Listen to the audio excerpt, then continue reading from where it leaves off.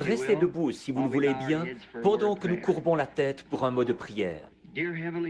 Cher Père Céleste, nous sommes reconnaissants ce soir de cette nouvelle occasion de venir présenter ce glorieux, merveilleux évangile de Jésus-Christ. Nous te remercions parce qu'il est encore le même, hier, aujourd'hui et éternellement. Nous te remercions pour ces gens qui se sont rassemblés ici en cette période de temps froid et qui sont encore dans une grande attente. Ils regardent, ils croient que quelque chose d'extraordinaire va nous être donné de la part de Dieu. Nous venons avec cette espérance-là, Seigneur, à chaque réunion. Nous te remercions pour les services d'avant-hier soir au tabernacle. Nous te remercions pour le service d'hier soir ici et pour le service d'aujourd'hui au tabernacle. Maintenant, nous sommes dans l'expectative de ce que tu auras pour nous ce soir. Père, nous savons que toute personne qui est capable de bouger les mains pourrait tourner les pages de la Bible. Mais il n'y en a qu'un qui puisse la faire vivre et la rendre réelle, c'est toi. Et Père, nous nous attendons à ce que tu fasses cela ce soir. Bénis-nous de toutes les manières. Nos cœurs sont tellement remplis de joie alors que nous voyons approcher le moment où nous allons le rencontrer face à face. Lui que nous avons aimé et pour qui nous avons vécu pendant toutes ces années. Beaucoup de nouveaux convertis, Seigneur, ont été faits. D'après ce que j'ai compris, une grande foule, 40 ou 50 personnes, doivent se faire baptiser en ton nom demain matin, par suite du service d'hier soir. Oh Dieu, s'il te plaît, continue, nous t'en prions, jusqu'à ce que chaque semence prédestinée de Dieu ait vu la lumière de l'Évangile et soit entrée dans la bergerie. Nous te demandons de nous cacher ce soir derrière la parole. Rends-nous aveugles aux choses du monde et donne-nous de voir Jésus. Qu'il y ait une expérience de la montagne de la transfiguration parmi nous ce soir, de sorte que nous ne voyons personne que Jésus seul. Nous le demandons en son nom, pour sa gloire et comme confirmation de son évangile. Amen. Vous pouvez vous asseoir. Je vais juste tourner ce micro ou cette chaire un peu de côté si vous n'y voyez pas d'inconvénient, pour que je puisse voir les deux côtés de l'auditoire. Je dois pouvoir remettre en place les microphones qu'il y a ici. Très bien, un petit instant. Nous saluons depuis la salle principale ici ce soir, par le moyen du téléphone, nos amis qui sont en Arizona, en Californie, au Texas et d'un bout à l'autre des États-Unis. Ceci est diffusé d'un bout à l'autre du pays, ce service de ce soir, par le moyen du téléphone. Alors nous avons confiance que Dieu nous bénira. Est-ce que vous entendez bien là-bas, dans la salle à gauche? Très bien. Maintenant, ils vont vérifier le système téléphonique pour voir si ça fonctionne bien. Tout le monde est heureux ce soir? Dis donc, c'est formidable ça. De ce côté, Amen. Je suis vraiment content de voir que vous êtes tous assis confortablement. Bon, demain soir, si la foule augmente encore, ce sera aussi transmis en direct par le téléphone. Ça l'est déjà ce soir. Je pense qu'il y a des gens là-bas au tabernacle. Demain matin, les services ne pourront pas se faire au tabernacle parce que il y aura là un fleuriste en train de décorer l'église pour un mariage qui aura lieu demain après-midi. Alors, ils ont transféré les services du matin à l'église de frère Ruddle, l'un de nos associés. Et c'est sur la route ici, la 62. Est-ce que ça a été annoncé?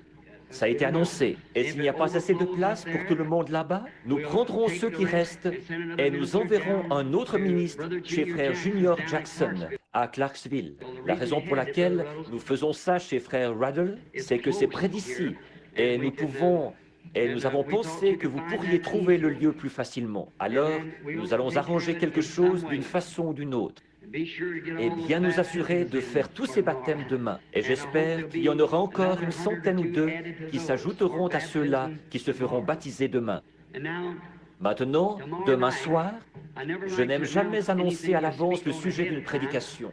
Mais un soir, pendant le service ou un jour, je voudrais parler sur le sujet de qui est ce Melchisédek. En effet, c'est un sujet dont je pense nous vivons au temps de ces révélations.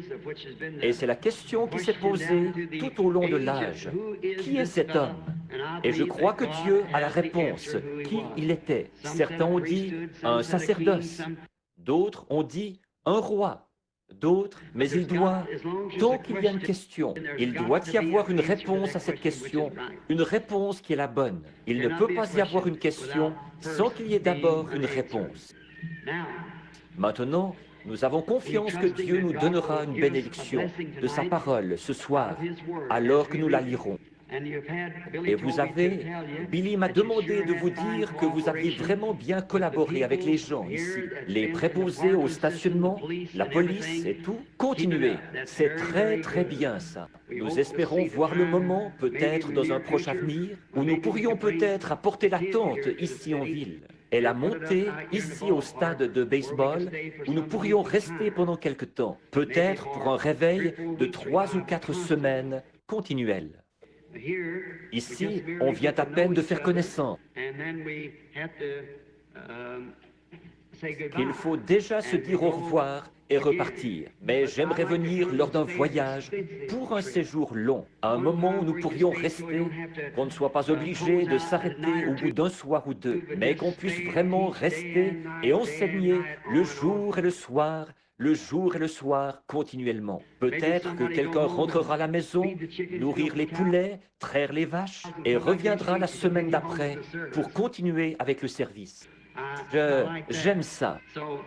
Alors, que le Seigneur soit avec vous. Bon, avant que je reparte, peut-être dimanche matin ou dimanche soir, ou à un moment donné, à l'un de ces services-là, je sais que vous êtes tous dans l'attente d'entendre le message sur la vérité concernant le mariage et le divorce, ce qui est l'un des grands problèmes du jour. Et aussi sûr que je suis ici devant vous, je crois que la réponse correcte se trouve dans la parole de Dieu. Et c'est pour ça, je crois, que j'avais promis de revenir.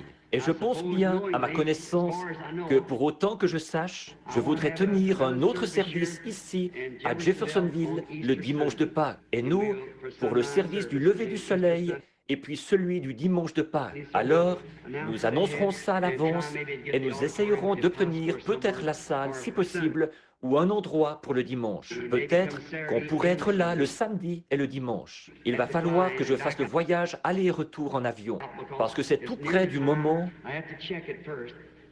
Il faut d'abord que je vérifie avec le programme que j'ai et l'un de mes itinéraires pour la Californie. Et puis, aussitôt après ça, je dois partir en Afrique. Alors, gardez le contact et priez pour nous. Maintenant, ce soir, je voudrais attirer votre attention sur un passage de la parole de Dieu qui se trouve au chapitre 4 de Luc. Au chapitre 4, à partir du verset 16, c'est Jésus qui parle. Aujourd'hui, cette parole que vous venez d'entendre est accomplie. Maintenant, nous voudrions tirer de ceci une conclusion. Montrer combien la parole de Dieu est dynamique. Or, nous pouvons tous arriver à comprendre la mécanique. Mais il faut la dynamique pour la faire agir. Nous pouvons arriver à comprendre la mécanique d'une machine, d'une automobile. Mais ensuite, il faut la dynamique pour actionner les roues et les mettre en mouvement. Là, Jésus était retourné à Nazareth, où il avait été élevé. Un peu plus loin dans les Écritures ici, nous voyons qu'il disait « Nous avons appris que tu as fait telle et telle chose à Capernaum. Maintenant que nous te voyons faire ça ici, dans ta patrie. » Jésus a dit « Un prophète n'est pas sans honneur, si ce n'est dans sa patrie. » Et évidemment, ça, c'est le lieu où vous avez été élevé. Et où les gens vous connaissent. Et là-bas, il avait une mauvaise réputation dès le départ. Parce qu'il était né sans un père terrestre. Il disait de lui qu'il était un enfant illégitime. qu'en fait, Marie était enceinte avant qu'elle se soit mariée officiellement avec Joseph. Mais ce n'est pas vrai. Nous savons que ce n'est pas vrai. Et ce passage de l'Écriture, ce qui m'a amené à poser les yeux dessus, c'est quelque chose qui est arrivé tout dernièrement à Phoenix, en Arizona. C'était le dernier jour de service où je devais parler à la Convention internationale des hommes d'affaires du plein évangile. Et pendant cette convention, il y avait un invité parmi nous, c'était un évêque catholique qui est des rites chaldéens de l'Église catholique apostolique, le révérendissime Jean S. Stanley, OSD. Il est archevêque métropolitain des États-Unis dans l'Église catholique. Ceci, en fait, c'est sa carte et son adresse. C'était un invité parmi les hommes d'affaires chrétiens. Et je l'avais vu là, la veille. Et quand je parlais le samedi soir, je crois, ou bien le samedi matin au petit déjeuner, pendant que je parlais, il n'arrêtait pas de m'observer. Je me suis dit, cet homme-là est en désaccord avec tout ce que je dis, ça c'est sûr. Et vous savez, on pouvait facilement le voir. Il n'arrêtait pas de baisser et de relever la tête. Mais je ne savais pas au juste ce qui le travaillait. Alors, le dimanche après-midi, quand je me suis levé pour parler, j'allais prendre mon texte sur les douleurs de l'enfantement. Le passage où Jésus a dit que, comme une femme qui enfante, elle éprouve les douleurs de l'enfantement. Et alors, j'allais me servir de ça pour parler du sujet, les douleurs de l'enfantement. Disons que le monde est actuellement dans les douleurs de l'enfantement. L'ancien doit disparaître pour que le nouveau puisse naître, tout comme une semence doit tomber en pourriture pour produire une nouvelle vie. Et que de douleurs d'enfantement ont frappé le monde. À la Première Guerre mondiale, elle a eu une douleur aiguë parce qu'il y avait des gaz toxiques et ainsi de suite qui pouvaient presque détruire le monde. Et à la Seconde Guerre mondiale, elle a été prise d'une autre douleur plus difficile à supporter.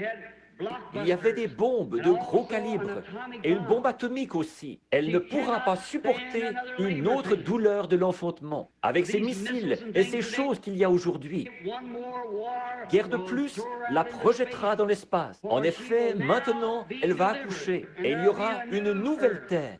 La Bible dit qu'il y en aura une. Sous l'effet du message de chaque prophète, Israël a eu une douleur de l'enfantement, parce que ces prophètes entraient en scène après que les théologiens et les membres du clergé avaient entraîné toute l'Église dans une forme d'organisation. Et quand ces prophètes entraient en scène avec l'Ainsi dit le Seigneur, ils secouaient ces églises. Alors, elle avait une douleur de l'enfantement. Finalement, elle a eu des douleurs d'enfantement jusqu'au moment même où elle a accouché d'un fils de l'Évangile, qui était la parole elle-même faite chair.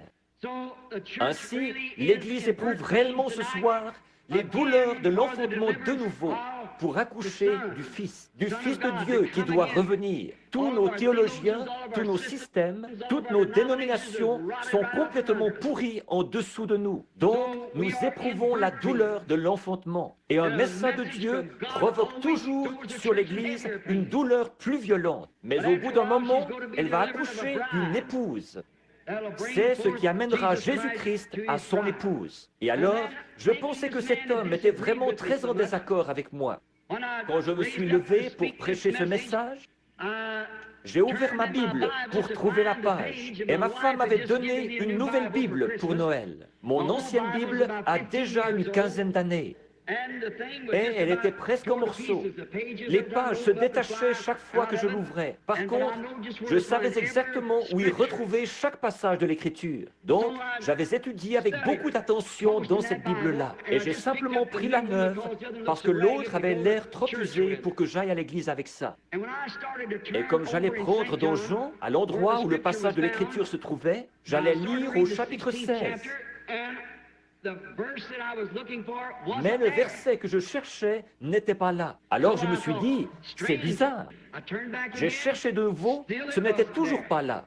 Et frère Jack Moore de Shreveport en Louisiane, un de mes amis intimes, il était assis là. J'ai dit, frère Jack, ça se trouve bien dans Jean 16, n'est-ce pas?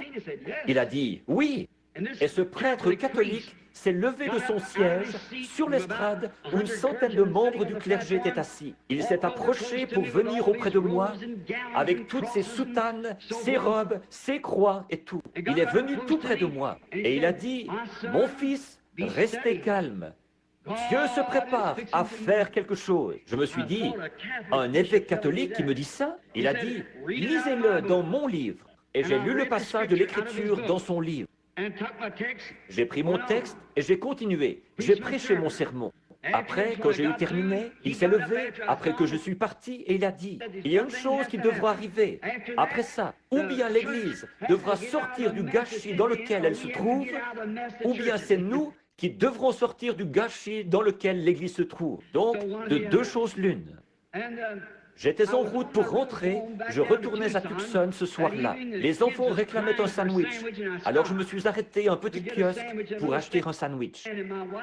Et ma femme m'a dit, Bill, je n'ai jamais été aussi mal à l'aise de toute ma vie, de te voir debout là, à chercher partout dans cette Bible. Elle a dit, tu n'étais pas mal à l'aise, toi? J'ai dit, non. J'ai dit, je savais que ça se trouvait là-dedans quelque part. Il n'avait pas inséré cette page-là, c'est tout. C'est une faute d'impression. Et elle a dit, de penser que c'est moi qui t'avais acheté cette Bible. On aurait dit que tous les yeux étaient fixés sur moi là-bas. Et j'ai dit, eh bien, ce n'était pas de ta faute. C'était une faute d'impression dans cette Bible. J'ai dit, ils n'ont pas inséré cette page-là, c'est tout. Eh bien, je me suis mis à l'examiner de nouveau.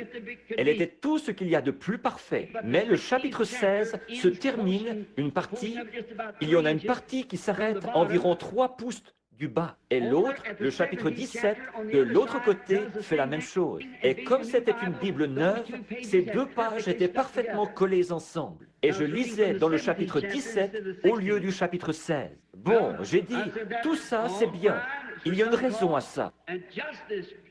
Et aussi clair que vous pourriez entendre n'importe quelle voix. Une voix m'est venue et a dit, il se rendit à Nazareth, là où il avait été élevé. Et il entra dans la synagogue selon sa coutume. Et le prêtre lui remit les Écritures pour qu'il fasse la lecture. Et il lut Ésaïe 61. Après avoir lu les Écritures, il s'assit, il remit au prêtre la Bible, le livre, et il s'assit. Et toute l'assemblée avait les regards fixés sur lui. Et des paroles précieuses sortaient de sa bouche. Et il dit, aujourd'hui, cette écriture est accomplie. Aujourd'hui, cette écriture est accomplie. Comme l'écriture est précise. Si vous remarquez bien ici, c'est le passage d'Ésaïe 61, 1 à 2. Que notre Seigneur lisait, Ésaïe 61, 1 à 2. Mais au milieu du verset 2 d'Ésaïe 61, il s'est arrêté. Le passage où il est dit, « L'Esprit du Seigneur est sur moi pour publier une année de grâce. » Puis il s'est arrêté. Pourquoi l'autre partie d'exercer le jugement ne s'appliquait pas à sa première venue, mais à sa seconde venue? Voyez-vous, ça ne s'appliquait pas là. Vraiment, les Écritures ne font jamais d'erreur. Elles sont toujours parfaites. Jésus s'est arrêté exactement là où l'Écriture s'arrêtait, parce que c'était exactement ça qui devait être confirmé à son époque. Alors, pendant cette première venue, à la seconde venue, il exercera un jugement sur la terre, mais pas à cette époque-là. Il devait publier une année de grâce. Remarquez, le Messie était debout sur l'estrade pour s'identifier à la parole de la promesse pour cet âge-là.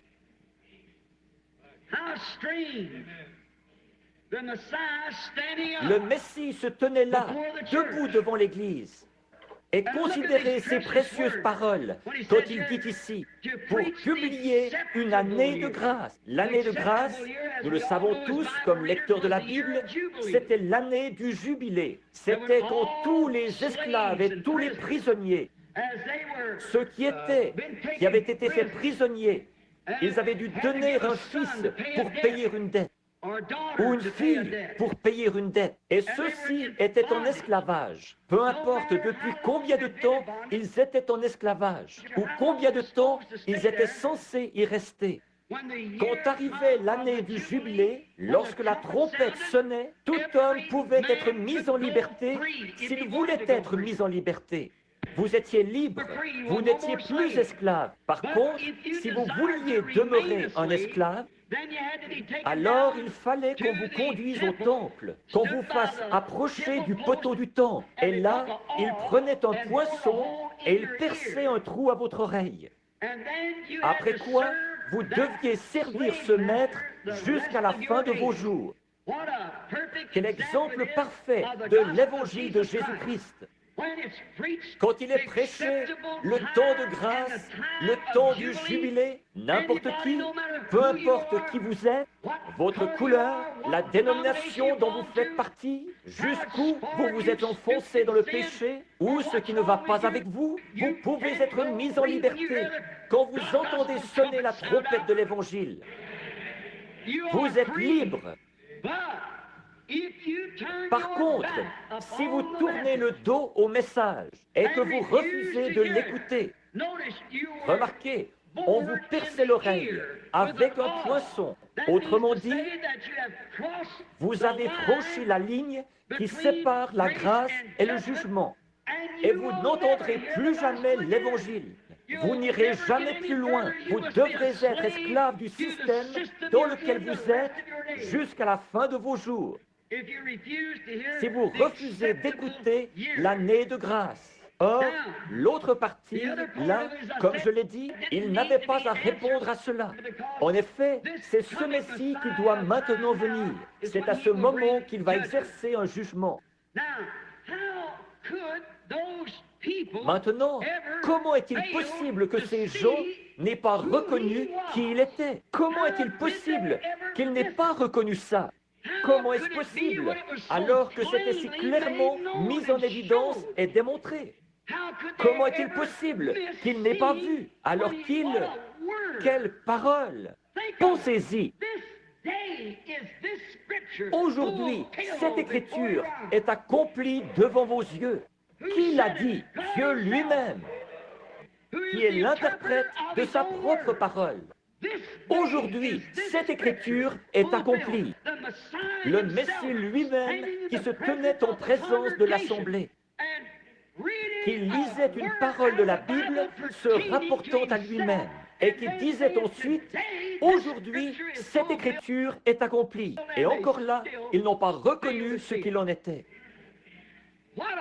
Quelle tragédie ce serait, ça! Mais c'est arrivé bien des fois. Comment est-ce que ça a pu arriver? Bien sûr, comme c'était arrivé les autres fois, du fait de croire une interprétation humaine de la parole. C'était à cause de ça.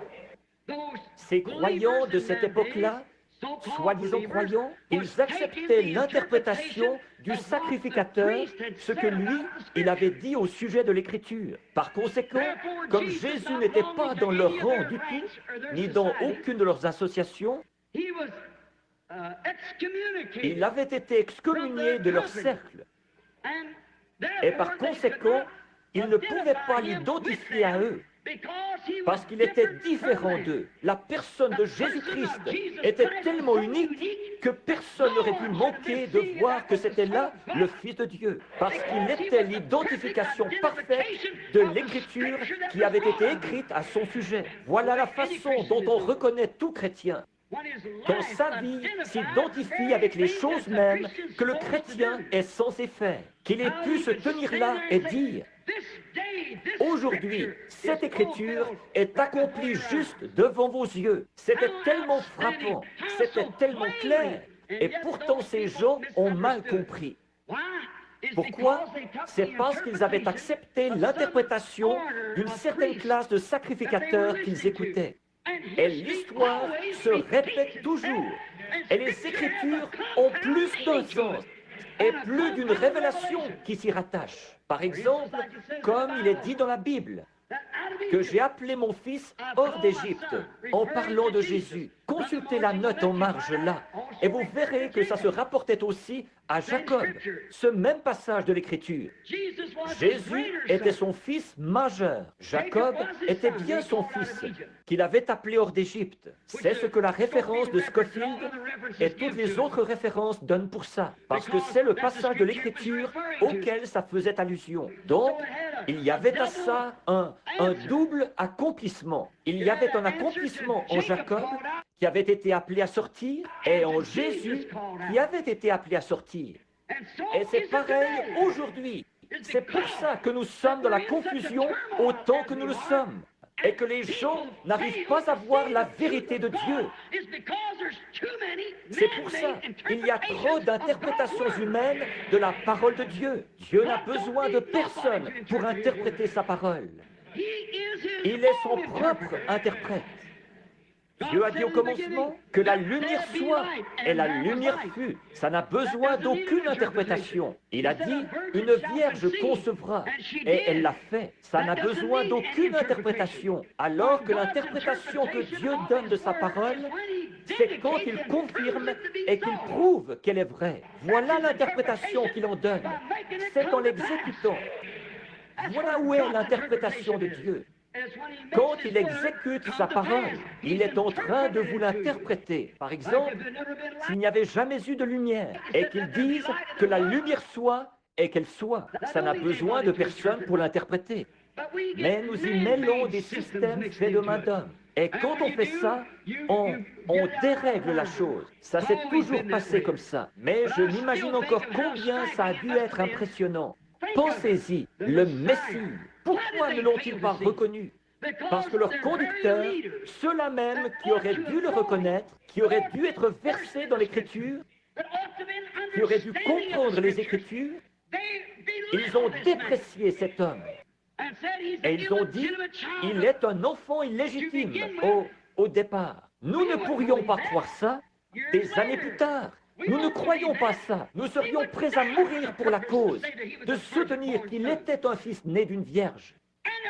Et il viendra un jour où les choses mêmes que nous voyons Jéhovah accomplir aujourd'hui, les hommes des âges à venir, s'il y en a, mourront pour la chose même dont nous sommes en train de parler aujourd'hui. Vous serez obligés de le faire quand la marque de la bête sera appliquée et qu'on ne vous donnera pas l'autorisation de prêcher l'évangile comme ceci.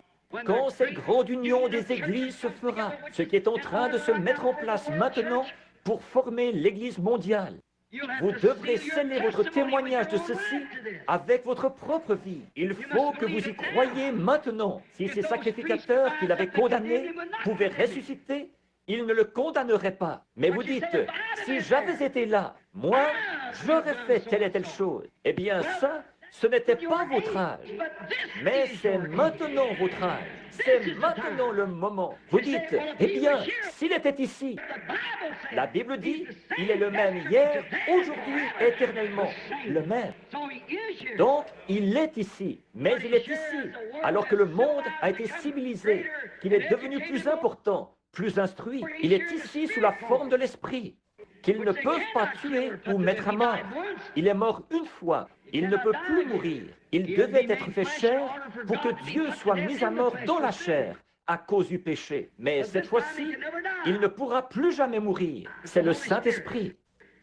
Or, comment s'imaginer qu'il lui reprochait ces choses-là? Une autre chose, c'est qu'il refusait de se joindre à leur rang. Alors, voyez-vous, ça aussi, ça faisait de lui un mauvais sujet. Il refusait d'adhérer à leurs organisations, il refusait d'adhérer à leur sacerdoce, et il ne voulait avoir rien à faire dans ces choses-là. Et puis, en plus de tout ça, il cherchait à démolir ce qu'eux avaient construit. Il est entré dans le temps. Nous disons de lui que c'était un homme doux. Il l'était. Mais souvent, nous ne comprenons pas bien ce qu'est la douceur. Il était un homme de compassion. Et pourtant, parfois, nous ne comprenons pas ce qu'est la compassion. La sympathie humaine, ce n'est pas ça qui est la compassion. Mais la compassion, c'est de faire la volonté de Dieu. Il est passé par la piscine de Bethesda, la porte. Des gens étaient couchés là, des foules de gens. Des foules, c'est un nombre indéterminé. Mais des foules de gens étaient couchés là. Des estropiés, des aveugles, des boiteux, des paralytiques. Et il avait de la compassion pour les gens, toujours. Et il est allé à une seule personne, quelqu'un qui n'était ni estropié, ni aveugle, ni boiteux, ni paralytique. Peut-être qu'il souffrait de la prostate. Peut-être qu'il avait une petite infirmité qui traînait. Ça faisait 38 ans qu'il avait ça. Ça n'allait pas l'affecter, ça n'allait pas le tuer. Il était couché sur une paillasse. Et il a dit, veux-tu être guéri? Et cet homme a dit, je n'ai personne pour me jeter dans l'eau. Mais pendant que j'y vais, eh bien, quelqu'un descend avant moi. Voyez-vous, il marchait, il voyait, il se déplaçait. Seulement, il était faible, c'est tout. Et Jésus lui a dit, lève-toi, prends ton lit et va dans ta maison. Et Jésus a été interrogé là-dessus. En effet, vous vous rappelez que l'Écriture dit ça. Ça n'a rien d'étonnant. S'il venait à Jeffersonville ce soir et qu'il faisait un geste comme celui-là, encore là, il ferait parler de lui. Mais souvenez-vous, il était venu pour accomplir une seule chose. C'était la volonté de Dieu. Or, c'est dans Jean 5, 19, là, que vous trouverez la réponse. Il a dit, en vérité, je vous le dis, le Fils ne peut rien faire de lui-même, mais ce qu'il voit faire au Père, voilà ce que fait le Fils. Or, ils auraient dû savoir que c'était la confirmation même de la prophétie de Moïse, car l'Éternel, votre Dieu, suscitera un prophète comme moi. Avez-vous remarqué?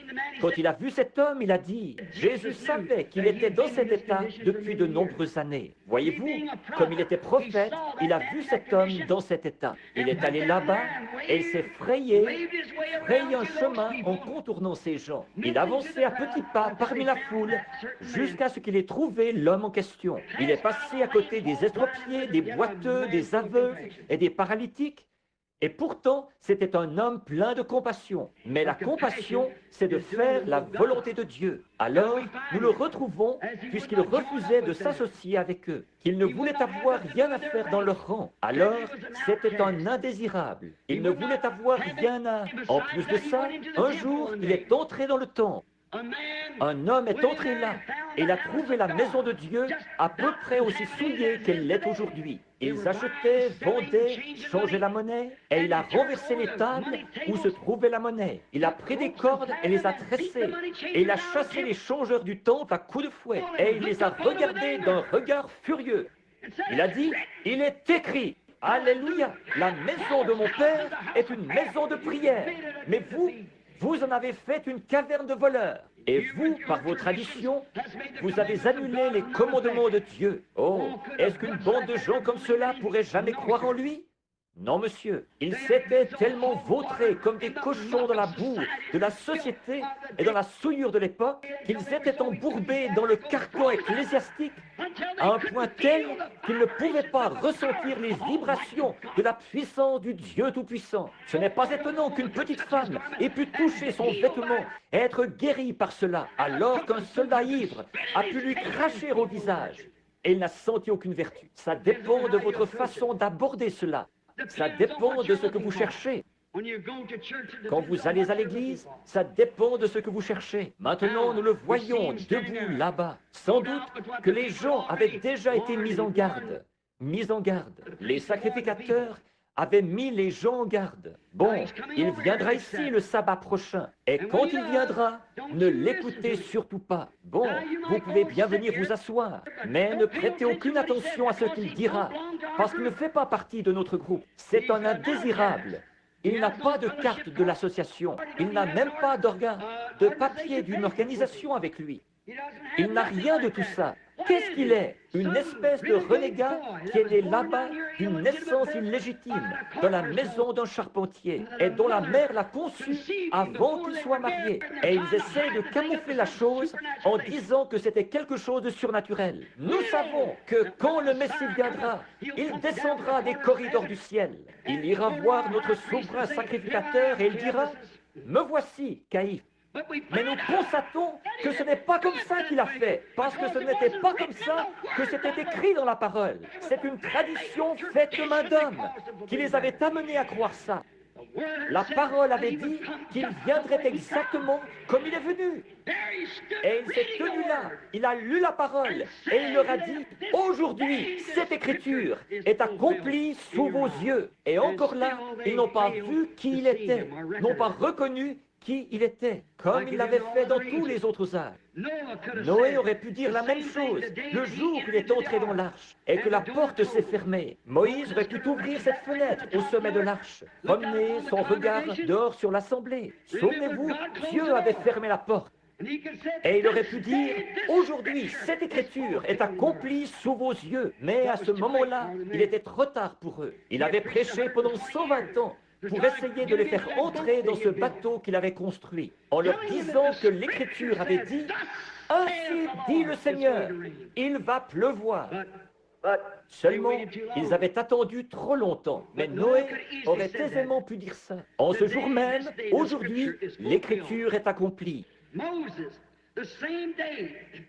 Moïse, le jour même où la colonne de feu est descendue sur le mont Sinaï et a attesté son témoignage, Moïse aurait pu dire « Aujourd'hui, cette écriture est accomplie ». Moïse, vous le savez, était un homme appelé de Dieu, un prophète. Et au moment de son appel, comme il était prophète, il devait avoir une expérience surnaturelle pour être prophète. Il devait rencontrer Dieu face à face et parler avec lui. Autre chose, ce qu'il disait devait s'accomplir, sinon personne n'aurait cru en lui. Alors, aucun homme n'a le droit de se donner ce titre-là. Avant d'avoir parlé face à face avec Dieu, derrière un désert, quelque part où il a lui-même rencontré Dieu. Et tous les athées du monde ne pourraient pas l'en dissuader par leurs explications. Il était là, il sait que c'est arrivé. Tout chrétien devrait avoir eu cette expérience-là avant de mentionner quoi que ce soit au sujet d'être un chrétien. Votre propre expérience. Je parlais à mon neveu il y a quelque temps, un jeune catholique, qui disait « Oncle Bill, j'ai couru à droite et à gauche. Je suis allé partout en essayant de trouver quelque chose. Toutes les nuits, avant que cette série de réunions commence, il a pleuré. La nuit, il a eu des songes qu'il entrait ici. Il venait en courant à l'hôtel, là où l'on prêchait, et il confessait qu'il avait eu tort. J'ai dit, Melvin, peu importe où tu essaieras d'aller, à combien d'églises tu adhéreras, combien de « Je vous salue Marie » tu réciteras, ou combien de bénédictions tu recevras d'un homme. Il faut que tu naisses de nouveau de l'Esprit de Dieu. C'est la seule chose qui satisfera le cœur humain. Ça, je sais qu'on en a un substitut aujourd'hui de la nouvelle naissance. Il suffit de serrer la main du prédicateur et de mettre votre nom sur le registre. Mais, mes amis, ça, c'est un dogme. Ce n'est pas une vérité biblique. Si c'en était une, dans les Actes des Apôtres au chapitre 2, voici ce qu'on lirait. Lorsque le jour de la Pentecôte arriva, le pasteur sortit et serra la main aux gens. Mais il y est dit, lorsque le jour de la Pentecôte arriva, à l'inauguration de l'Église, il vint du ciel un bruit comme celui d'un vent impétueux. Et il remplit toute la maison où ils étaient assis. Voilà comment le Saint-Esprit est venu la première fois. Voilà comment il est venu toutes les fois depuis cette fois-là. Il est Dieu et il ne change pas. Or, ça choque les gens. Ils disent, ça c'était pour une autre époque. Eh bien, il est le même hier, aujourd'hui et éternellement. Chaque fois que l'Église a reçu le Saint-Esprit, il est toujours venu comme il l'a fait la première fois, en vertu de la même ordonnance. Acte 2, 38. Ça n'a jamais changé, ça ne changera jamais. C'est comme l'ordonnance d'un médecin pour une maladie. Il va rédiger une ordonnance pour une maladie. Le médecin va faire ça. Vous la portez à un pharmacien charlatan et il mettra d'antidote là-dedans. C'est tellement faible que ça ne vous fera aucun bien. S'il mettra de poison là-dedans, ça vous tuera. Elle doit être rédigée selon les spécifications du médecin. Et l'ordonnance du médecin sur la manière de recevoir le Saint-Esprit nous a été donnée par le docteur Simon-Pierre. Au jour de la Pentecôte, je vais vous donner une ordonnance. Repentez-vous, chacun de vous, et soyez baptisés au nom de Jésus-Christ pour la rémission des péchés. Et vous recevrez le don du Saint-Esprit, car l'ordonnance est pour ceux qui sont au loin, et en aussi grand nombre que le Seigneur notre Dieu les appellera. L'ordonnance éternelle. Moïse avait eu cette expérience-là. Il est descendu là-bas, dans le pays, et il s'est mis à dire aux gens, j'ai rencontré une colonne de feu. Elle était dans un buisson ardent, et il m'a chargé de vous parler. Je suis celui qui suis. Va, je serai avec toi. Saisis le bâton dans ta main et lève-le sur l'Égypte. Tout ce que tu demanderas, ce sera fait. Eh bien, probablement qu'un sacrificateur a dû dire, quel non-sens! Mais quand ils ont vu la réalité même de ceci agir, s'accomplir, ils n'ont pas pu résister plus longtemps. Ils ont su qu'il était envoyé de Dieu. Alors, si Moïse affirmait avoir vu ça et qu'il rendait témoignage de ça, que c'était la vérité, alors Dieu est obligé, si c'est bien la vérité, d'identifier et de confirmer que la parole de cet homme, c'est la vérité. C'est vrai, si Jésus-Christ est venu là et qu'il a lu ce jour-là, aujourd'hui cette parole est accomplie devant vous. Dieu est obligé d'exécuter cette parole. Nous nous tenons ici ce soir et nous disons que Jésus-Christ est le même hier, aujourd'hui et éternellement. Dieu est obligé de prouver qu'il en est bien ainsi. Parce que c'est sa parole. Or, qu'est-ce que ça produit? Il faut avoir la foi, y croire. Il faut avoir la foi, croire sa parole, croire qu'elle est bien la vérité. Remarquez ce qui est arrivé. Quand Moïse a fait sortir les enfants et tous ceux qui l'ont suivi, ceux qui n'ont pas suivi sont restés en Égypte. Mais ceux qui ont suivi Moïse, quand ils sont sortis de la mer Rouge et qu'ils sont arrivés dans le désert, Dieu est descendu sur le mont Sinaï. Cette colonne de feu a embrasé toute la montagne. Et de là, une voix a parlé. Et Dieu a donné les 10 commandements. Moïse aurait pu s'avancer vers les gens là-bas et dire, aujourd'hui, l'écriture dont je vous avais parlé, moi qui suis son prophète, s'accomplit. Aujourd'hui, je vous avais dit que Dieu m'avait rencontré là-bas dans un buisson ardent, dans une colonne de feu, et qu'il avait dit ceci, ceci sera un signe, tu ramèneras ces gens ici même, dans ce lieu de nouveau, et voilà Dieu dans cette même colonne de feu dans laquelle je vous avais dit qu'il était, qui se tient là sur la montagne. Aujourd'hui, cette prophétie est accomplie. Il est ici pour confirmer que les choses que je vous ai dites sont la vérité. Oh Dieu, donne-nous plus d'hommes comme celui-là, qui soient honnêtes et sincères et qui disent la vérité, de sorte que le Dieu Tout-Puissant puisse confirmer que sa parole est toujours la vérité. Il est encore le même, hier et éternellement. Pourquoi est-ce qu'il ne le ferait pas? Il a promis de le faire. Josué aurait bien pu dire la même chose. Le jour où il est revenu à Kadesh Barnéa, là où ils étaient parvenus dans leur trajet dans le désert, ils doutaient que le pays soit le genre de pays que Dieu avait dit qu'il serait. Mais Dieu leur avait dit que c'était un bon pays, que c'était un pays où coulait le lait et le miel. Et Josué et Caleb étaient les 2 seuls qui croyaient ça, alors qu'ils étaient partis avec les 10 autres. Quand ils sont revenus, ils avaient la preuve. Ils avaient une grappe de raisin qui ne pouvait être portée que par 2 hommes forts. Josué et Caleb auraient pu se tenir là et dire, aujourd'hui, cette écriture est accomplie. Voici la preuve que c'est un bon pays. Bien sûr. Pourquoi? Voilà la preuve que c'est un bon pays. Où avez-vous déjà trouvé des choses comme ça en Égypte? Là-bas, il n'y avait pas d'endroit pareil. Mais aujourd'hui, cette écriture est accomplie. Il aurait pu dire la même chose quand il avait prophétisé et qu'il avait dit que les murailles de Jéricho s'écrouleraient après qu'ils en auraient fait le tour 7 fois, pendant 7 jours, 7 fois en un jour. Et quand ils en ont fait le tour la dernière fois, les murailles se sont écroulées. Josué aurait pu se lever et dire, aujourd'hui, alors que le capitaine en chef de l'armée de l'Éternel m'avait dit, il y a des semaines, que ça se passerait comme ceci, aujourd'hui, cette écriture est accomplie. Les murailles s'étaient complètement effondrées. Venez, allons nous en emparer, ça nous appartient. Aujourd'hui, cette écriture est accomplie. Comme c'est formidable.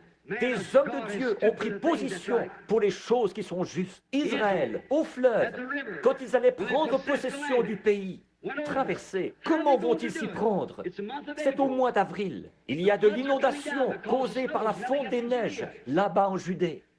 Oh, quel piètre général Dieu semblait être d'avoir amené son peuple là-bas au mois d'avril, au moment où le Jourdain était en crue plus que jamais. Parfois, je pourrais m'arrêter ici si j'avais le temps pour vous donner un petit tuyau. Parfois, vous pourriez être assis là avec un cancer, ou vous pourriez être assis là avec une maladie. Vous vous dites, pourquoi est-ce que moi, qui suis chrétien, je serais dans cet état-là? Pourquoi est-ce que je serais dans cet état-là si je suis chrétien? Parfois, Dieu laisse les choses devenir tellement sombres que vous ne pouvez pas voir, ni au-dessus, ni autour, ni nulle part ailleurs. Et ensuite, il vient vous frayer un chemin à travers tout ça, pour que vous puissiez dire, aujourd'hui, cette écriture est en train de s'accomplir.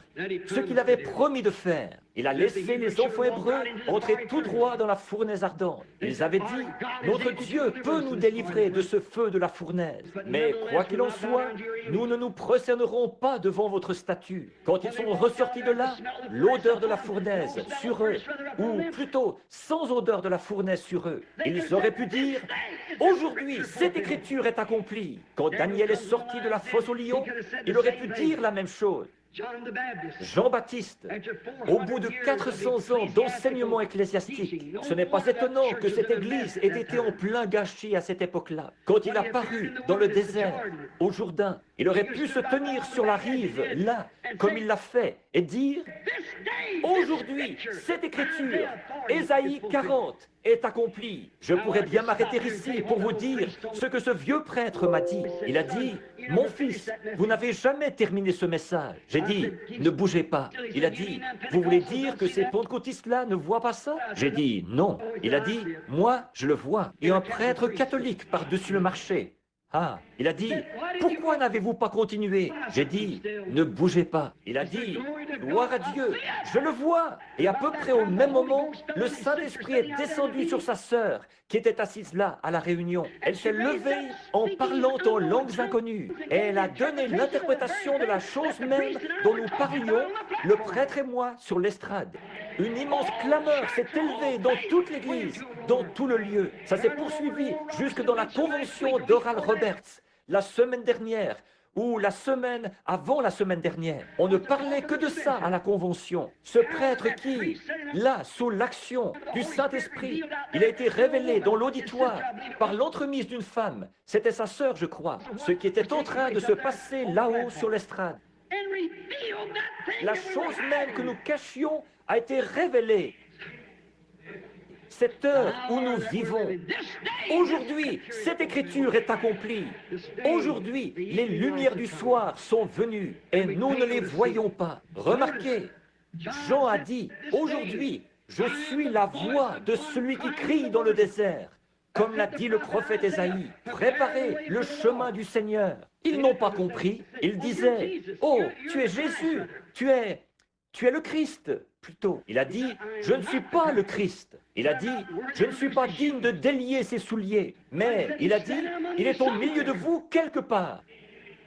En effet, il était sûr qu'il serait là. Il serait là à son époque, puisque Dieu lui avait dit que c'était lui qui allait présenter le Messie. Un jour, un jeune homme passait par là, et il a vu comme une lumière au-dessus de lui, un signe, et il s'est écrié, « Voici l'agneau de Dieu. Aujourd'hui, cette écriture est accomplie devant vous. » C'est sûr, au jour de la Pentecôte, Pierre s'est levé, et il a cité leur écriture, Joël 2, 38. Alors qu'ils étaient tous là, à rigoler, ces gens-là. Ils n'arrivaient pas à parler dans leur langue à eux. Ils baragouinaient autre chose. La Bible dit des langues séparées. Séparées, c'est une langue partagée. Ils ne disaient rien. Ils ne faisaient que baragouiner. Ils couraient dans tous les sens, comme une bande de gens ivres. Ils disaient tous, « Eh bien, ces gens sont ivres. Regardez-les. Regardez comment ils se conduisent. Ces femmes et ces hommes, ils font du désordre. » C'est ce que disait ce groupe religieux de l'époque. Pierre s'est levé au milieu d'eux. Il a dit, « Hommes, frères, vous qui séjournez à Jérusalem et vous qui habitez la Judée, sachez que ces gens ne sont pas ivres comme vous le supposez, car c'est la 3e heure du jour. Mais c'est ici ce qui a été annoncé par le prophète Joël. Dans les derniers jours, je répandrai mon esprit sur toute chair. Aujourd'hui, cette écriture s'est accomplie. » Certainement, Luther est arrivé à l'heure. Wesley est arrivé à l'heure. La Pentecôte est arrivée à l'heure. Il n'y a rien qui fait défaut.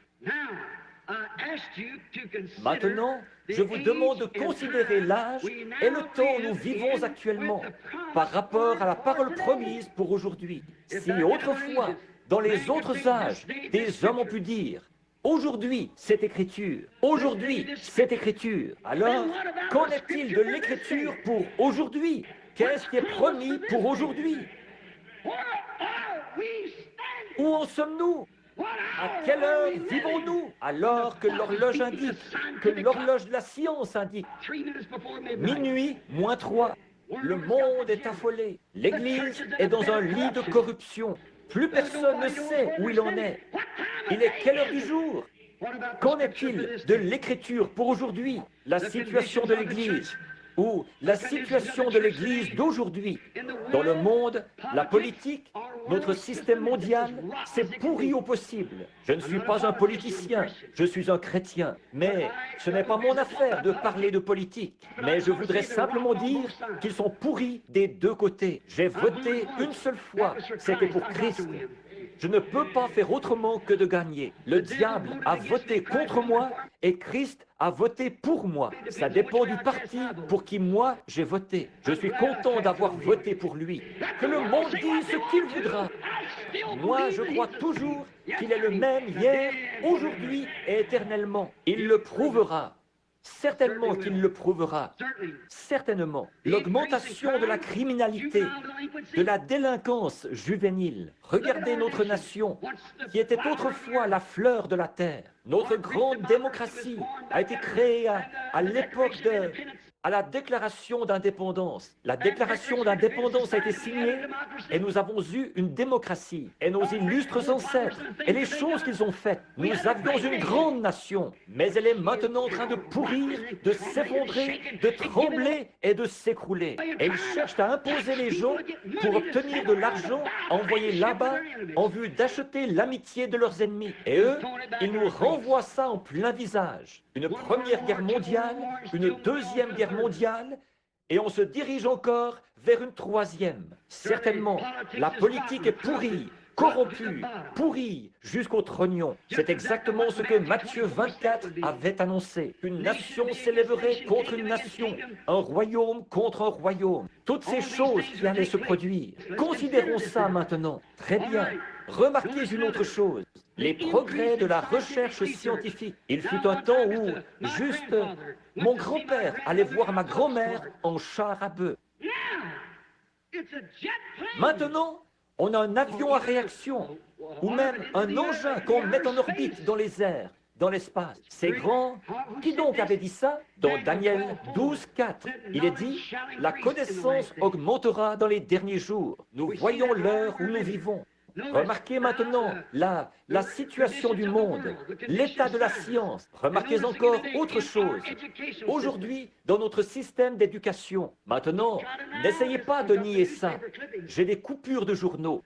Ils enseignent le sexe dans nos écoles, aux jeunes élèves à avoir des relations sexuelles l'un avec l'autre pour voir s'ils pourront vivre en couple dans le monde.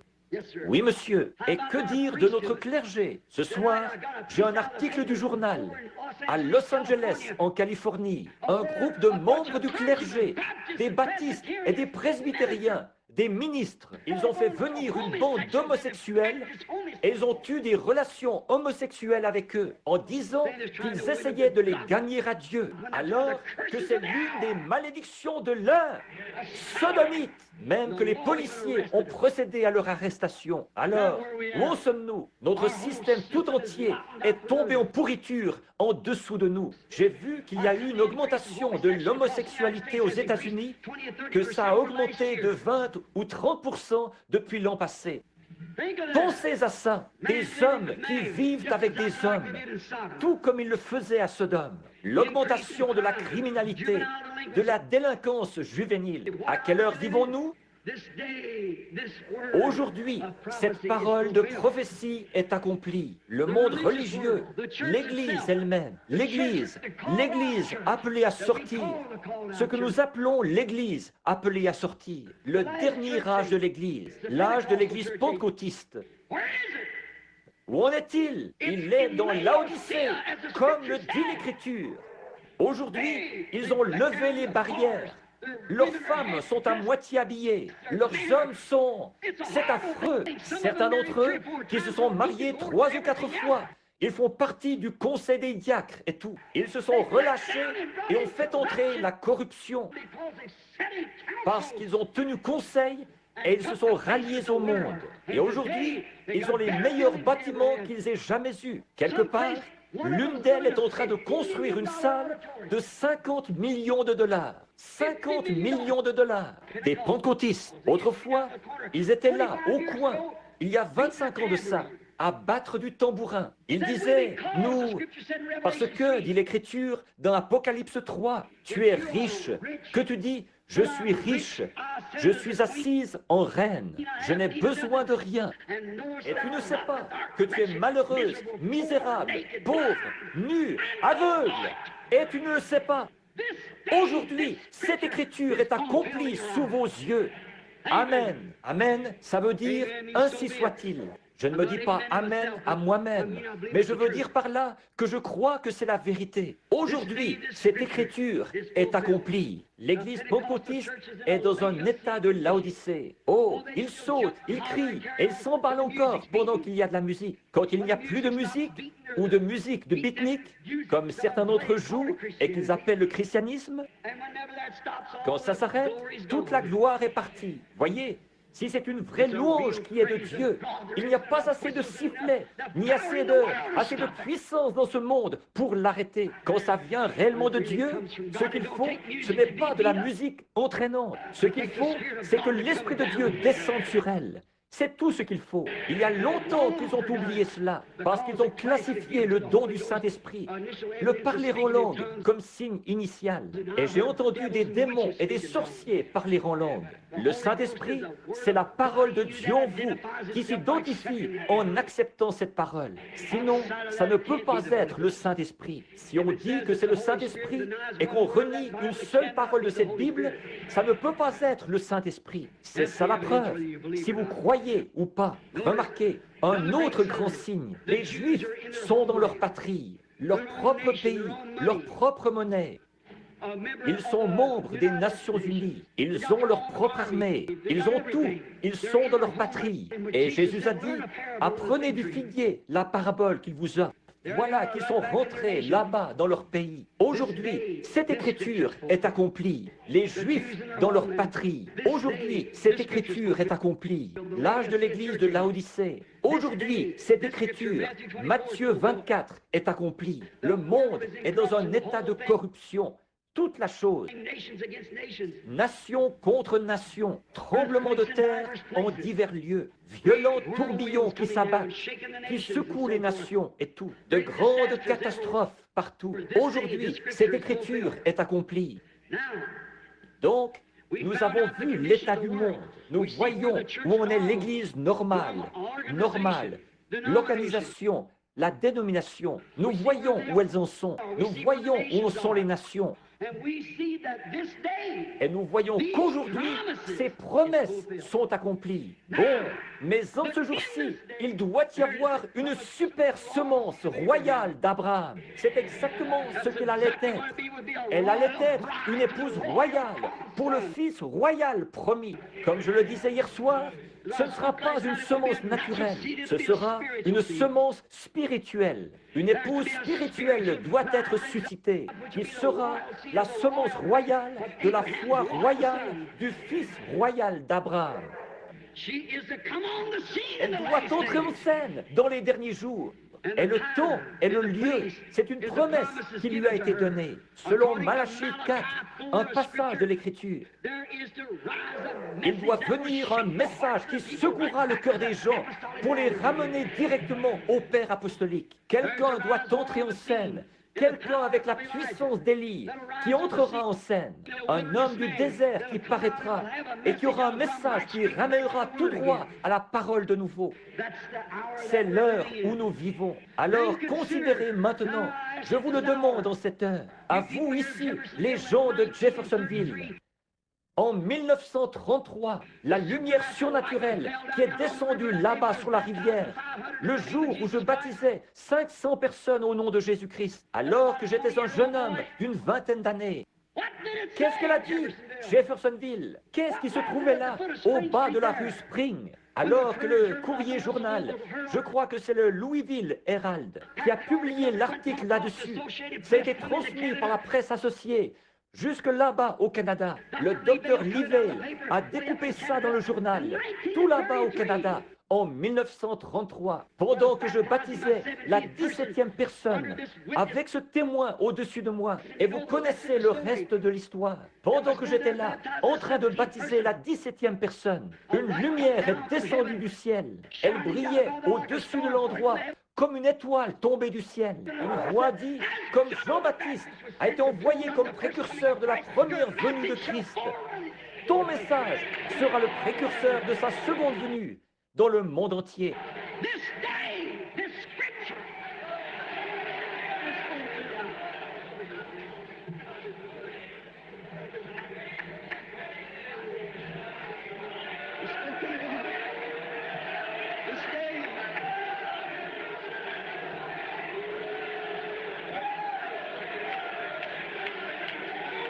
Aujourd'hui, cette écriture est accomplie. Aujourd'hui, Dieu l'avait promis. Qu'est-ce qui est arrivé? Aujourd'hui, cela a fait le tour du monde. Et alors que Dieu était venu là-bas et qu'il avait dit ça, quand j'étais un petit garçon, dans un buisson ardent, ou dans un buisson là-bas, embrasé par une colonne de feu, ici, chez les Watton, sur Utica Pike, je transportais de l'eau là-bas, de la grange jusqu'à l'alambic. Vous savez que c'est la vérité. Il a dit, ne fume jamais, ne bois jamais, ne souille jamais ton corps, car tu auras une œuvre à accomplir quand tu seras plus âgé. J'atteste la vérité de ça. Je l'ai bien vu. Et Dieu, comme il l'avait fait dans le cas de Moïse, il a parlé devant l'assemblée qui se trouvait là-bas. Et il a dit, c'est la vérité. Aujourd'hui, cette écriture est accomplie au milieu de nous. Regardez ce qu'il avait dit au sujet du discernement et la façon dont ça se passerait, de l'imposition des mains aux gens jusqu'à connaître le secret du cœur. Aujourd'hui, cette écriture est accomplie devant nos propres yeux. Ces promesses qui avaient été faites. Remarquez, toutes ces promesses avaient été confirmées et accomplies par le Dieu de la promesse. Regardez, elle est accrochée à Washington, D.C. ce soir, la photo de l'ange du Seigneur, alors que George J. Lacey, le chef du service des empreintes digitales et documents du FBI, pour le gouvernement des États-Unis, avait examiné ça à Houston, au Texas, et il avait dit, c'est le seul être surnaturel qui ait jamais été photographié dans le monde entier. Il est bien placé pour le savoir. C'est le meilleur qu'il y a dans le monde, dans ce domaine. Remarquez, elle est accrochée là-bas, comme quoi c'est bien la vérité. La même colonne de feu qui conduisait Israël autrefois dans le désert, elle conduit aujourd'hui. C'est le même genre de message. Sortez de l'Égypte. Aujourd'hui, cette écriture est accomplie. Vous savez quel a été le message, ce qu'il a dit. Considérez la vision de Tucson il y a 3 ans, quand j'étais ici dans la rue, alors que 5 ans avant ça, il avait dit, le jour où la ville plantera un jalon devant ce portail, dirige-toi vers l'ouest. Les gens de mon tabernacle qui sont ici sont au courant de cette fois-là. C'est vrai. Et le jour où M. Goines et les autres étaient là et qu'ils ont planté ce jalon, j'ai dit à ma femme, il y a quelque chose à ce sujet. Elle a dit, quoi donc? Je suis entré et j'ai regardé dans mon petit cahier. C'était là. Et le lendemain matin, à 10 heures, assis dans ma chambre, là, vers 10 heures, l'ange du Seigneur est descendu. Il a dit, va à Tucson. Tu seras au nord-est de Tucson. Et il y aura un rassemblement de 7 anges qui viendront, ce qui secouera toute la terre autour de toi. Et il a dit, il te sera dit là-bas ce qu'il en est. Combien ici se souviennent de ça? C'était bien avant que ça arrive. Il y a des hommes assis ici même, dans ce bâtiment ce soir, qui étaient là quand c'est arrivé. Et il a dit, les 7 sceaux, les mystères cachés de la Bible entière seront ouverts. Ce qui accomplira Apocalypse 10, où il est dit que c'est pendant le message du 7e ange que ces choses s'accompliraient. Aujourd'hui, cette écriture est accomplie devant nos yeux. Aujourd'hui, cette écriture est accomplie. L'année passée, nous étions au même endroit. Monsieur Woods, ici, et moi, nous montions la colline. Il s'affligeait parce que sa femme était malade. Le Saint-Esprit a dit, ramasse une pierre qui se trouve là, lance-la en l'air. Quand elle retombera, dis, ainsi dit le Seigneur. Un jugement va frapper la terre. Dis-lui qu'il va voir la main de Dieu d'ici quelques heures. Je l'ai dit à M. Woods, il est présent ce soir. Et il doit y avoir 8 ou 10 des hommes, ou 15, de ceux qui étaient là au moment où c'est arrivé. Le lendemain matin, alors que le Seigneur est descendu dans un tourbillon qui a fracassé la montagne autour de nous et arraché la cime des arbres et claqué 3 fois, il a dit, le jugement se dirige vers la côte ouest. 2 jours plus tard, l'Alaska a failli être englouti dans la terre. Et depuis ce moment-là, partout le long de la côte, le jugement de Dieu s'abat avec violence contre ce rideau spirituel. Il y a un rideau de fer, il y a un rideau de bon goût, et il y a un rideau de péché. La civilisation a parcouru le même trajet que le soleil. L'Évangile aussi, ils sont partis de l'Est, et ils sont allés à l'Ouest, comme le fait le soleil. Et maintenant, c'est sur la côte ouest. Ça ne peut pas aller plus loin. Si ça va plus loin, ça retournera de nouveau à l'est. Le prophète a dit, il y aura un jour dont on ne pourra dire si c'est la nuit ou le jour. Un jour sombre, beaucoup de pluie et de brouillard. On s'est adhéré à une église ou mettre son nom sur un registre, mais pas plus. Mais vers le temps du soir, la lumière paraîtra. Aujourd'hui, cette écriture est accomplie. Le même S-U-N, soleil qui se lève à l'est. C'est ce même S-U-N, soleil qui se couche à l'ouest. Et le même S-O-N, Fils de Dieu, qui est venu à l'est et qui a confirmé qu'il était Dieu manifesté dans la chair. C'est ce même S-O-N, Fils de Dieu, qui est ici dans l'hémisphère ouest, qui s'identifie au milieu de l'église ce soir, le même hier, aujourd'hui et éternellement. La lumière du soir du Fils est venue. Aujourd'hui, cette écriture est accomplie devant nous. Où en sommes-nous en cet âge abrahamique? Où en sommes-nous en cette grande époque où nous sommes, cette grandeur où nous vivons? Toutes les visions se sont accomplies.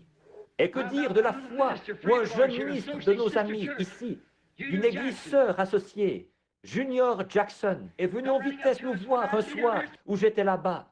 Il a dit, Frère Branham, j'ai eu un songe qui me tracasse.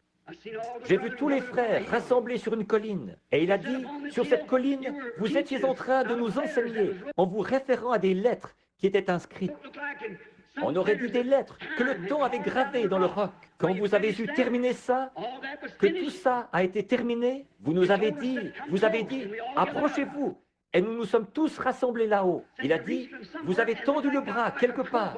Et vous avez pris comme un genre de pied de biche. Vous avez donné des coups et vous avez ouvert le sommet de cette petite pyramide. Et à ce moment-là, il a dit, c'était de la roche de granit, avec rien d'écrit dessus. Et vous nous avez dit d'examiner ça. Et vous, nous nous sommes tous mis à regarder. Il a dit, j'ai tourné la tête et j'ai remarqué que vous vous dirigiez vers l'ouest, à toute vitesse, vers le soleil couchant. Combien se souviennent de ça? Et je suis resté là un petit moment. jusqu'à ce que le Saint-Esprit révèle ce qu'il en était. J'ai dit, la Bible entière, toutes ces choses qui ont été révélées à l'homme, à travers la justification, la sanctification, le baptême du Saint-Esprit, le baptême au nom de Jésus, et toutes ces choses, elles ont été révélées. Mais il y a des secrets qui sont cachés à l'intérieur, parce que la Bible est scellée de 7 sceaux. Je dois aller là-bas pour découvrir ça. Ce matin-là, quand ces 7 anges sont descendus et ont ébranlé la terre, et que les pierres volaient dans toutes les directions, 7 anges se sont tenus là et ont dit, retourne à Jeffersonville d'où tu viens, car les 7 sceaux des 7 mystères seront ouverts. Nous en sommes là aujourd'hui, nous comprenons la semence du serpent. Dans quelques jours, si Dieu le veut, nous allons comprendre avec exactitude ce qu'il en est du mariage et du divorce. Et toutes ces choses que Dieu a dévoilées, chaque sceau, les mystères depuis la fondation du monde. Et nous nous sommes réjouis de la présence de ces bénédictions. C'est vrai, aujourd'hui, cette écriture, le magazine Life a publié un article là-dessus. Un cercle mystique de lumière s'élève dans les airs au-dessus de Tucson et de Phoenix, de la même manière que je vous l'avais annoncé presque 1 an avant que ça arrive. Comment ce serait? Et que ce serait comme en triangle. La photo est accrochée dans l'église là-bas. Vous qui vous êtes procuré ce magazine, vous l'avez. Voilà, c'était là, exactement. Ils ont dit, il se trouve à une altitude de 27 000 et mesure 30 000 de large. Ils ne comprennent toujours pas ce qui s'est passé. C'est apparu mystérieusement et ça a disparu mystérieusement. Frère Fred Sothman, frère Gene Norman et moi, nous nous tenions là. 3 témoins, c'est une attestation, comme ceux qui l'avaient emmené sur le sommet de la montagne, Pierre, Jacques et Jean, pour rendre témoignage. Nous nous sommes tenus là à regarder ça quand c'est arrivé. Et nous l'avons vu se produire, le voilà, suspendu dans le ciel, tellement loin qu'il n'y a aucune humidité, aucune vapeur, ni rien qui puisse y former un brouillard. Comment est-ce que ça aurait pu se retrouver là? C'étaient les anges de Dieu qui s'en retournaient après leur message. Aujourd'hui, cette prophétie a été accomplie au milieu de nous. Aujourd'hui, cette écriture a été accomplie. Regardez bien, 7 sceaux ont été ouverts. Le tourbillon s'est dirigé vers la côte ouest. Maintenant, ne passez pas à côté, comme eux l'avaient fait autrefois. Maintenant, fixons notre attention un peu plus près de notre jour.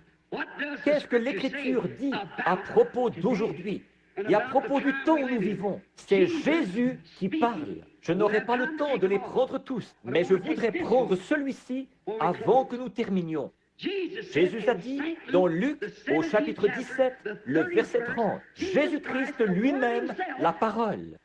Voyez-vous ça? Jésus-Christ lui-même, la parole faite chair, a parlé et a dit ce que serait la parole au temps de la fin.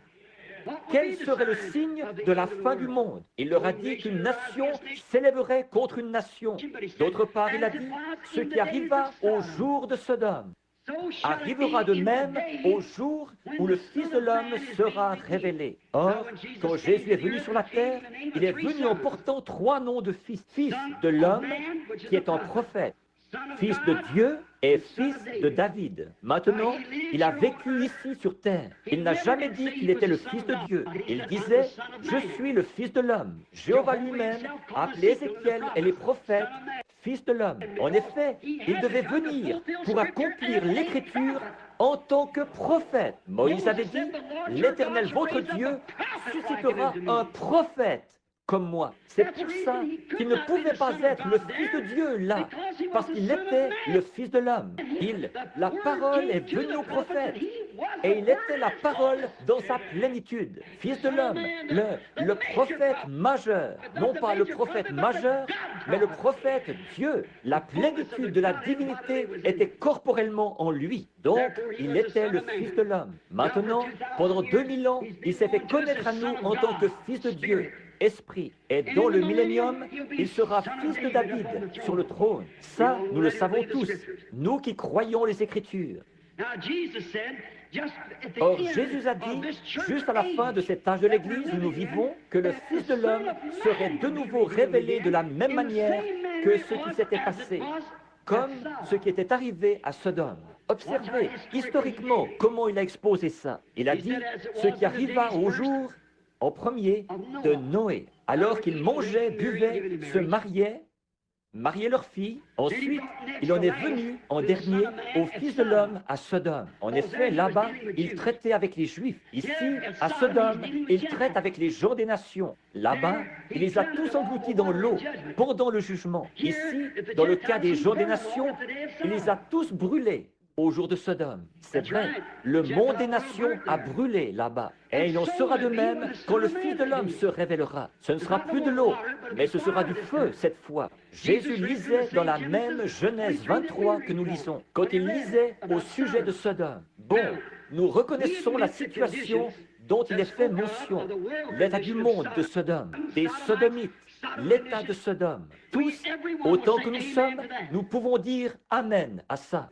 Nous croyons ça. Bien. Et l'état spirituel de Laodicée, de l'Église naturelle, nous pouvons dire Amen à ça.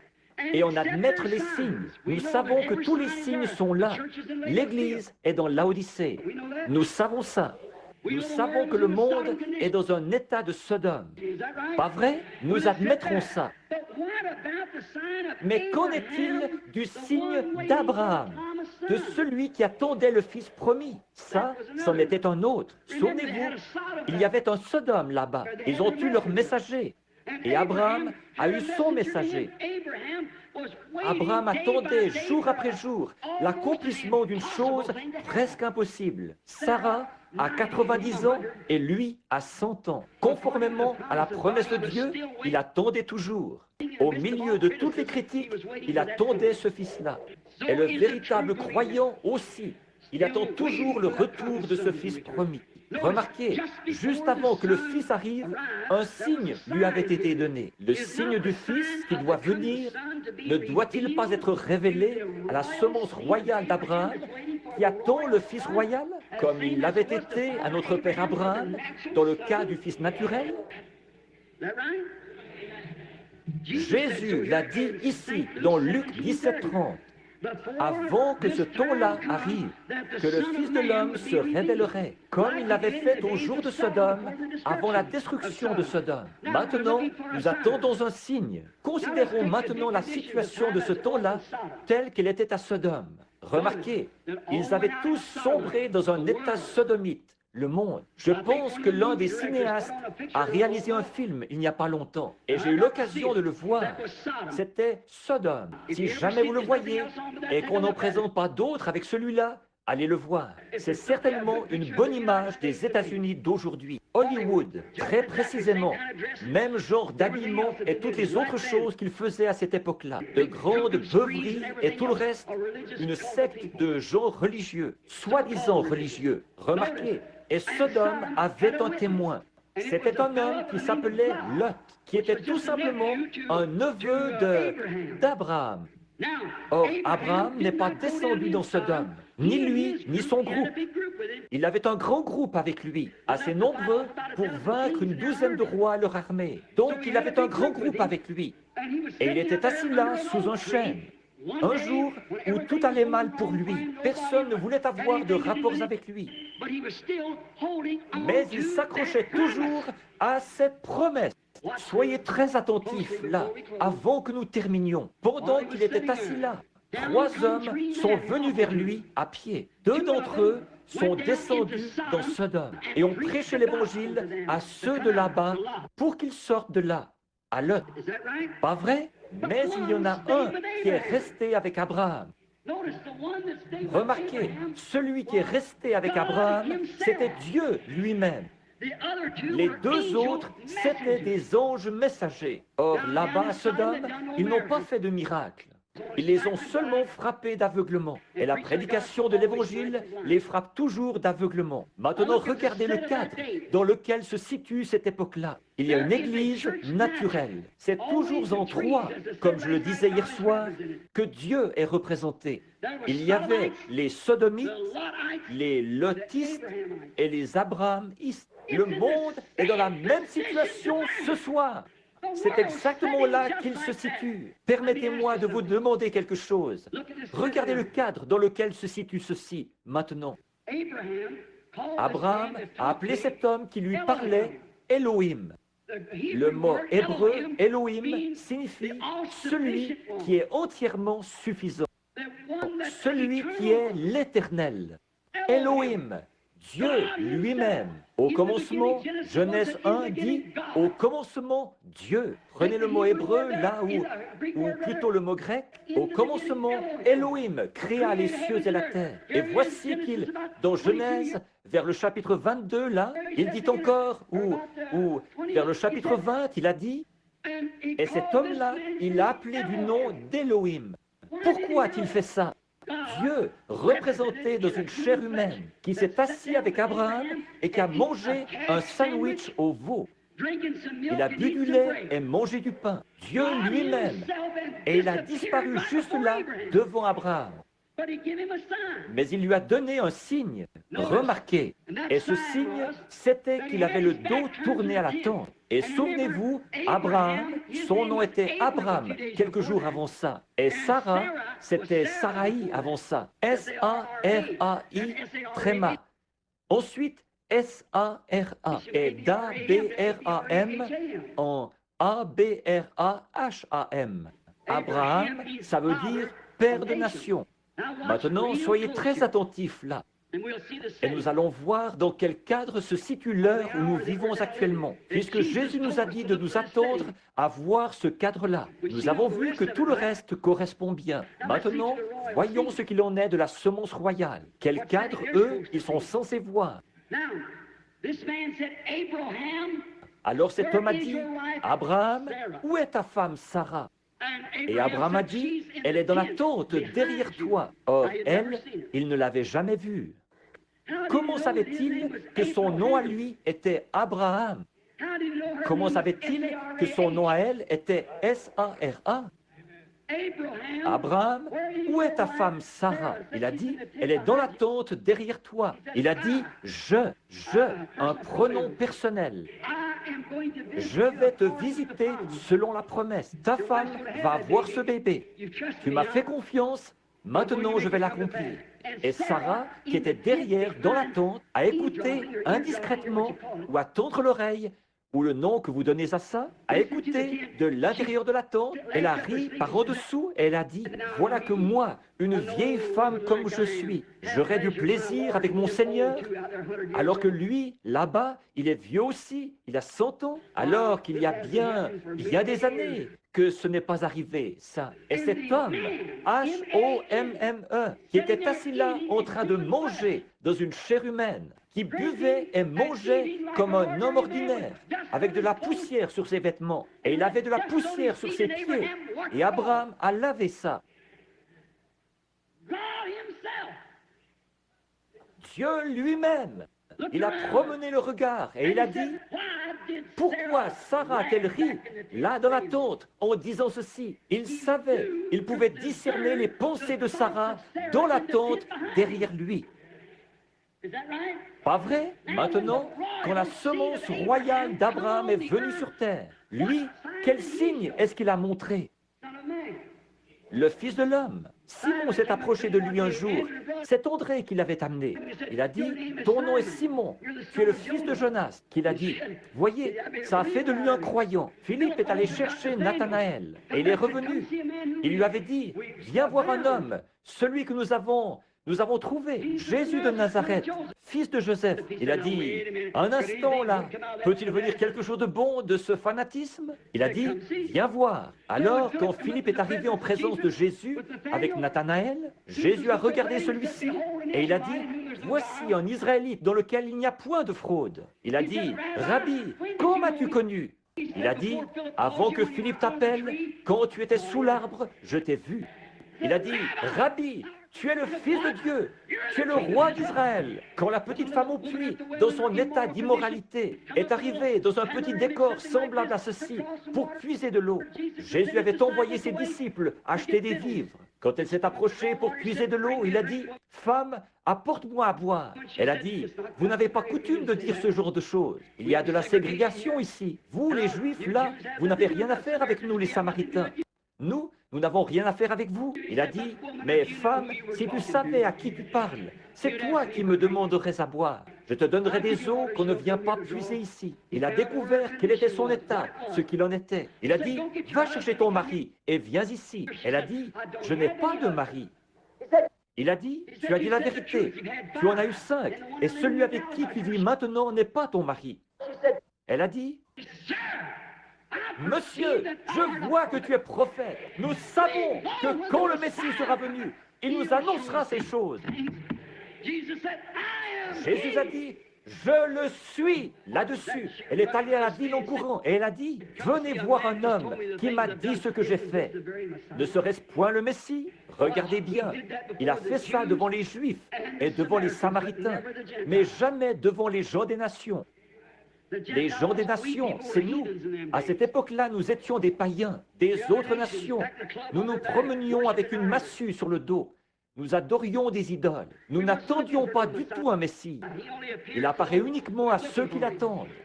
Et nous sommes censés être en train de l'attendre. Mais ceux qui prétendaient être en train de l'attendre, l'Église elle-même, quand ils ont vu cette chose-là s'accomplir, ils ont dit, il est un démon, il est un diseur de bonne aventure, un Belzébul. Et Jésus a dit que ce péché leur serait pardonné, vu qu'ils n'étaient pas encore morts. Mais il a dit, un jour, le Saint-Esprit viendra faire la même chose, et de prononcer un seul mot contre cela, ce ne sera jamais pardonné. Ça, c'est ce jour-ci où tous les éléments de la parole doivent s'enchaîner. De prononcer un seul mot contre cela, ça ne sera jamais pardonné, ni dans ce monde, ni dans le monde à venir. C'était la semence royale d'Abraham. Et ici, cette semence royale d'Abraham, qui était venue à cause de cette identification de cet homme qui était assis là avec Abraham, il est venu pour prouver qu'il s'agissait du même Dieu. Et il a promis qu'en ce jour-ci, ce qui arriva au jour de Sodome arrivera de même à la venue du Fils de l'homme. Au moment où il se révélera en tant que Fils de l'homme. Amen. C'est maintenant le jour où cette écriture doit s'accomplir. Regardez dans quel cadre nous nous situons aujourd'hui. Regardez l'Église ou le Fils de Dieu. Regardez ce jour sombre. Regardez toutes les prophéties. Maintenant, une chose étrange. Nos visiteurs devraient déjà être là. Dans ce cas, si le cadre doit être le même qu'à Sodome, ils étaient 3 qui étaient venus. 3 hommes remarquables envoyés du ciel. Nous admettrons ça. Ils étaient 3. Un est resté avec Abraham. Ils sont tous allés là pour commencer. Mais un est resté avec Abraham. Les autres sont descendus à Sodome. Pas vrai? Et Abraham, son nom avait été changé d'Abraham en Abraham. Pas vrai? Il n'y a pas une seule fois dans l'histoire où l'Église du monde ait jamais eu un évangéliste qui aille vers elle, dont le nom se soit terminé par H-A-M, avant aujourd'hui. Billy, G-R-A-H-A-M. Pas vrai? G-R-A-H-A-M, 6 lettres. A-B-R-A-H-A-M, c'est 7 lettres. Mais G-R-A-H-A-M, c'est 6 lettres. C'est-à-dire le monde, l'homme. Voyez? Regardez ceux qui sont allés là-bas aujourd'hui. Ce sont ces messagers du ciel. Y a-t-il un homme sur terre qui ait prêché la repentance aussi clairement que Billy Graham? Y a-t-il eu un homme qui ait autant marqué les gens que Billy Graham? Jamais il n'y a eu un homme sur le plan international. Oh, Billy Sunday et les autres ont été ici aux États-Unis, mais Billy Graham est connu mondialement. Voyez-vous d'où il lance son appel? De Sodome. Et il y a celui qui l'accompagne là-bas, qui est avec l'église pentecôtiste, un Oral Roberts. Mais qu'en est-il du groupe des élus? Eux, quel genre de signe est-ce qu'ils sont censés voir? Eux, qu'est-ce qu'ils sont censés recevoir? Alléluia! Au temps du soir, la lumière paraîtra. Aujourd'hui, cette écriture est accomplie. Aujourd'hui, la promesse de Dieu est accomplie. Nous savons que c'est la vérité. Il est ici ce soir, comme il l'était à cette époque-là. Or, de prêcher ça, comme je le disais tout à l'heure, si vous prêchez quelque chose et que c'est la vérité de l'Évangile, alors Dieu est obligé de confirmer ça. Pas vrai? Maintenant, s'il en est ainsi, alors que le Dieu qui a écrit la parole, que le Dieu qui a donné la prophétie, que le Dieu de la parole s'avance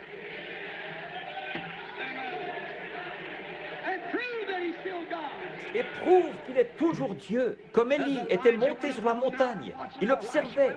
Élisée y était monté. Il observait Élie. Il a dit, je veux une double portion. Et le manteau qui était sur Élie est tombé sur Élisée. Il est descendu là. Il a plié cette couverture en deux. Il en a frappé le fleuve. Et il a dit, où est le Dieu d'Élie? Et la même chose qui s'était passée pour Élie s'est passée pour Élisée. Et le même évangile, la même puissance, le même Fils de l'homme qui existait hier, existe aujourd'hui et existera éternellement.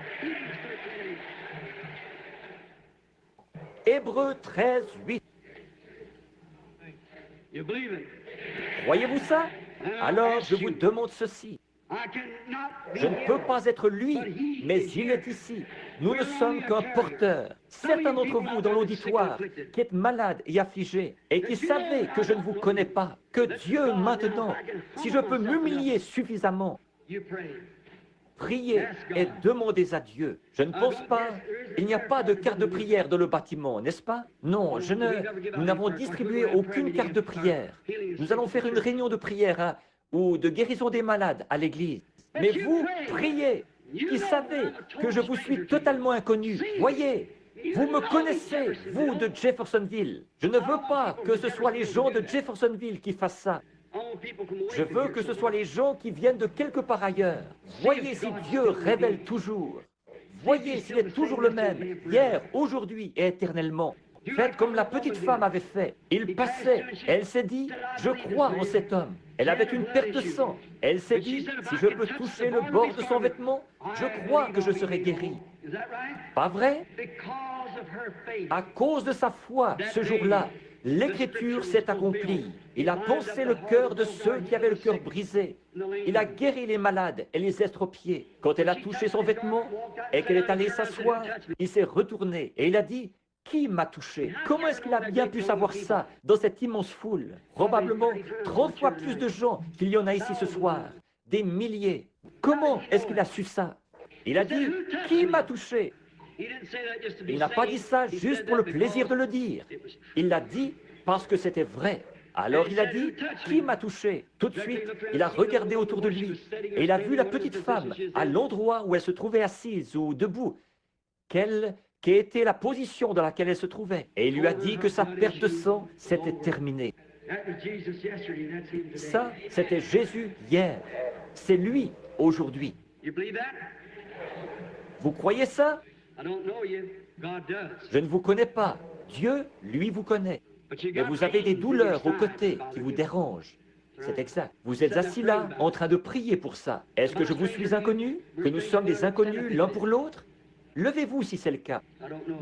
Je ne vous connais pas. C'est cet homme-ci, juste ici au coin, ce jeune homme.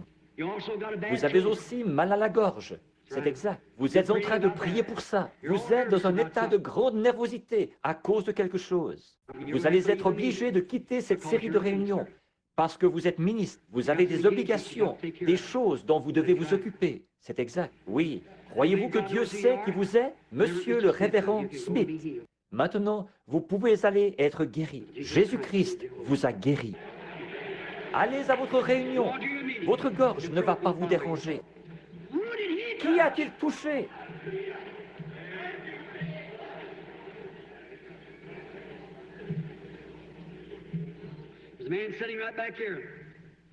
Il y a un homme assis juste ici derrière. Il souffre. Il a une tumeur au poumon gauche. Il n'est pas d'ici. Vous avez été ouvrier mineur. C'est exact. Je vous suis totalement inconnu. Si c'est vrai, faites signe de la main. La tumeur se trouve au poumon gauche et vous devez être opéré très prochainement. C'est bien ça? Vous n'êtes pas d'ici. Vous n'êtes pas de cette ville. Vous venez de la Virginie. C'est exact. Croyez-vous que Dieu sait qui vous êtes? Monsieur Mitchell, c'est exact. Rentrez chez vous et soyez rétablis. Jésus-Christ vous guérit. Demandez à cet homme. Je ne l'ai jamais vu de ma vie. Il était assis là en train de prier.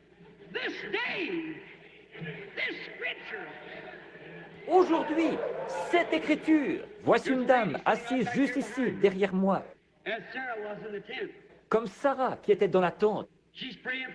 Elle est en train de prier pour sa fille. Levez-vous, sa fille n'est pas ici, elle se trouve au loin.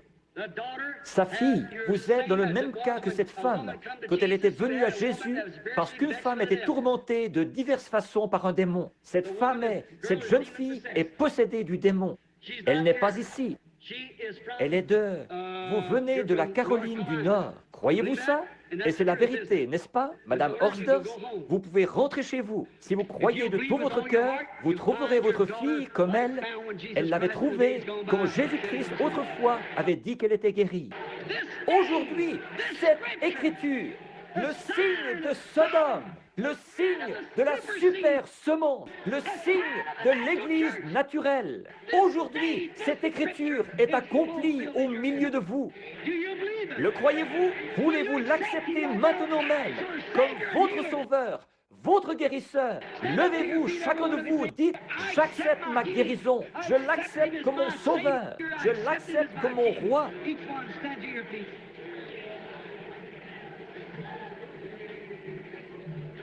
Aujourd'hui, écoutez mes amis, il lut l'Écriture, remit la Bible au sacrificateur, et il est dit, tous les gens avaient les regards fixés sur lui. Il le regarda et dit,